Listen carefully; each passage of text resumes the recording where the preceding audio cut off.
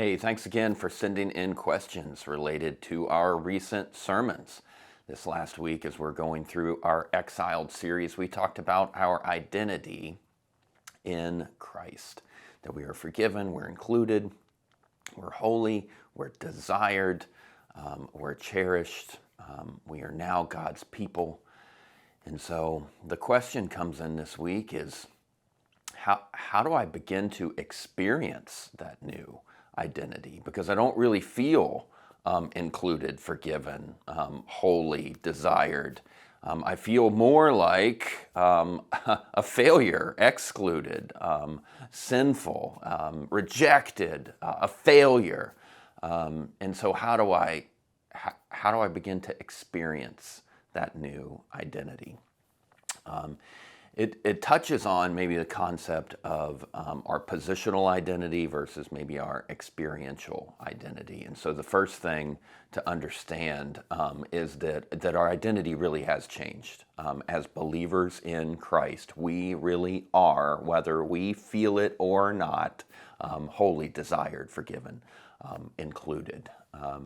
And so that positional part is key to moving toward the experiential part. Paul in 1 Corinthians 6 goes through a long list of identities, you could say, drunkards, swindlers, the immoral, and he says, and that's what some of you were.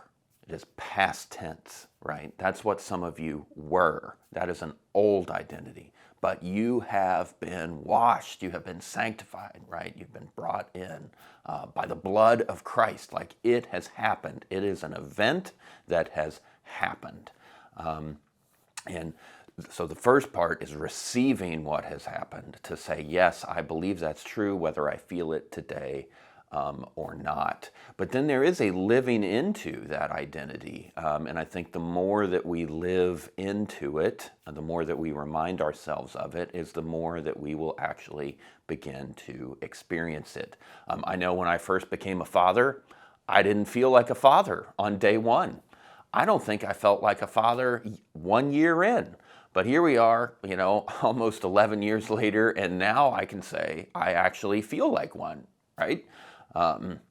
It happened somewhere along the line of living into it, even though it was positionally true, from day one when our first child was born.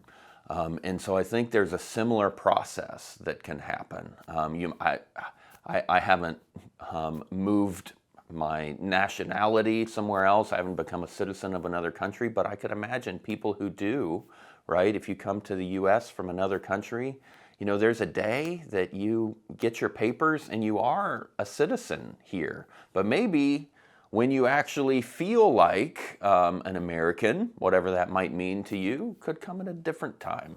But it's still positionally true. So the position is the first thing, and then we move into it and we remind ourselves of it, and we surround ourselves by people who are reinforcing that message. And when we hear a contradictory message like, God could never want someone like you, we recognize that as false. We fight it. We have people remind us, no, you are included. You have been brought near by the blood of Christ. You are forgiven. You are wanted. You are desired. You have been made holy by his blood, not by anything you've done.